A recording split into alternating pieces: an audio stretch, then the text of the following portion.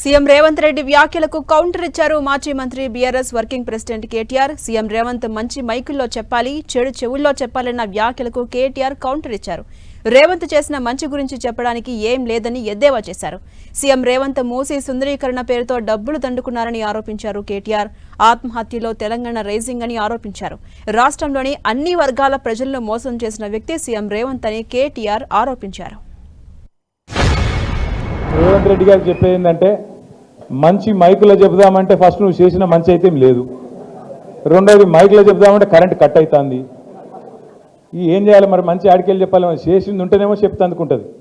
ఇక చెడు చెవుల్లో చెప్పుడు మొదలు పెడితే రేవంత్ రెడ్డి గారు, నువ్వు చేసిన చెడు హైడ్రా బాధితుల నుంచి మొదలు పెడితే, భూముల మీద నువ్వు చేస్తున్న దౌర్జన్యాల నుంచి మొదలు పెడితే, ఇవాళ ఆర్ఆర్ ట్యాక్స్ నుంచి మొదలు పెడితే, నీ అవినీతి వల్ల ఇవాళ కుప్పగూలిన శ్రీశైలం సొరంగం నుంచి మొదలు పెడితే, మొన్ననే కొట్టుకపోయిన పెద్దవాగు నుంచి మొదలు పెడితే, లెక్కలేదు మునిగిన వట్టెం పంప్ హౌస్ నుంచి మొదలు పెడితే, చెడు ఎప్పుడు స్టార్ట్ చేస్తే నీ చెవిలా రక్తం గారుతుంది, యాది పెట్టుకోని చెప్తున్నాను నేను.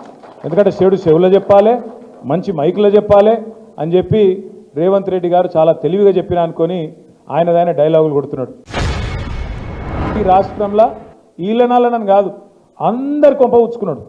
రైతులను మోసం చేసిండు, మహిళలను మోసం చేసిండు, ముసలోళ్ళను మోసం చేసిండు, ఉద్యోగస్తులను మోసం చేసిండు, నిరుద్యోగ పిల్లలను మోసం చేసిండు. మా శంకర్పల్లి మండలంలో పాపం ఇదివరకు కేసీఆర్ గారు ఉన్నప్పుడు భూముల మీద వ్యాపారం చేసుకొని రియల్ ఎస్టేట్లో కొంత సంపాదించుకున్న తమ్ముళ్ళు చాలామంది ఉన్నారు. ఇవాళ వాళ్ళ పరిస్థితి కూడా అధ్వానం అయిపోయింది. మొన్న మీరు చూడొచ్చు, కొంపల్లిలో ఒక రియల్ ఎస్టేట్ వ్యాపారి వేణుగోపాల్ రెడ్డి అని చెప్పి ఆత్మహత్య చేసుకున్నాడు. ఈ ప్రభుత్వం వచ్చినాక హైడ్రా పేరు మీద పేదవాళ్ళ కొంప ఉచ్చుకొని పేదవాళ్ళ మీద పడి వాళ్ళ ఇల్లు గులగొడతాడు. మూసీ చేస్తారట, మూసీని సుందరవనం చేస్తారట. ఏది వికారాబాద్ అడవులల్లా మొదలయ్యే మూసీని కిందికి తీసుకుపోయి మూసీని నందనవనం చేస్తా, అద్భుతం చేస్తా అని చెప్పి రేవంత్ రెడ్డి గారు అంటున్నారు. నేను అడుగుతా ఉన్నా, మూసీతోని పారే ఎకరాలెన్ని, మూసీతోని సాగయ్యే ఎకరాలెన్ని, దాంతో బాగయ్యే రైతులు ఎంతమంది, మూసీ వల్ల సృష్టించే సంపద ఎంత, దీనివల్ల ఏం జరుగుతుంది, ఈ రాష్ట్రానికి ఈ నగరానికి లాభం ఏంది అంటే సమాధానం చెప్పడు. ఎందుకంటే ఆయనకు స్పష్టత ఉంది. 90 పైసలు ఆల్రెడీ అక్కడ ఖర్చు పెట్టినాం పాలమూరు రంగారెడ్డి పొత్తుల పథకంలో. అది పూర్తి చేస్తే కూడా రేవంత్ రెడ్డికి పైసలు రావు, కమిషన్లు దొరకాయి. అందుకే ఏం చేయాలి, మూసీ అని ఒక రంగుల సినిమా రంగుల కళ చూపెట్టి దానిలో 1,50,000 కోట్లు ఖర్చు పెట్టి అందులో ఒక 50,000 కోట్లో 70,000 కోట్లో దండుకోవాలి, ఢిల్లీ పెద్దలకు పంపించాలి, నా కుర్సీ కాపాడుకోవాలనే ఒకే ఒక్క తాపత్రయంతో, ఢిల్లీకి మూటలు పంపాలనే ఒకే ఒక్క తాపత్రయంతో ఈ ముఖ్యమంత్రి గారు పనిచేస్తూ ఉన్నారు. 1,50,000 కోట్ల అప్పు చేసి ఒక్క పథకం చేయకపోతివి, ఒక్కటి ఒక్క కొత్త బిల్డింగ్ కట్టకపోతివి, మరి ఏడబోతున్నాయి పైసలన్నీ? దీనికి సమాధానం చెప్పడు. తెలంగాణ ఈజ్ రైజింగ్, అప్పులలో పెరుగుతుంది, క్రైమ్ రేట్లో పెరుగుతుంది, ఆత్మహత్యల్లో పెరుగుతుంది.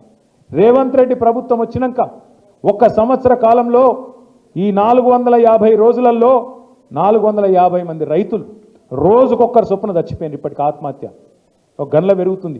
ఆటో డ్రైవర్ల ఆత్మహత్యలు రైజింగ్, నేత కార్మికుల ఆత్మహత్యలు రైజింగ్, గురుకుల పాఠశాలల్లో పిల్లల ఆత్మహత్యలు rising. Yes, Telangana is rising. ఎలా రైజింగ్? ఆత్మహత్యల్లో, అప్పుల్లో, క్రైమ్ రేట్లో, ఇండ్ల మాత్రం రైజింగ్ అయింది. ఆమె చెప్తున్నారు మీనాక్షి గారు, ఆమె ఎయిర్పోర్ట్లో దిగంగానే కాంగ్రెస్ వాళ్ళట కొంతమంది ఆయనతో ఆమె బ్యాగులు మోసేందుకు గురికొచ్చిరట. ఏది రైల్వే స్టేషన్లో దిగంగానే బ్యాగులు మోసేందుకు గురికొచ్చిరట.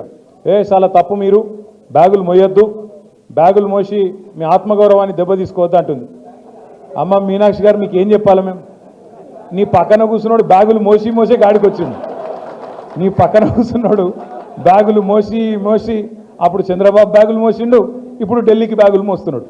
ఇక ఆయన పక్కన కూర్చోబెట్టుకొని బ్యాగులు మోయొద్దు, ఆత్మగౌరవం దెబ్బతింటుందంటే ఏం చెప్పాలి ఆ మేడంకి? కాబట్టి మీనాక్షి గారు, వాస్తవాలు తెలుసుకోండి, వాస్తవ ప్రపంచంలోకి రండి అని కోరుతా ఉన్నా.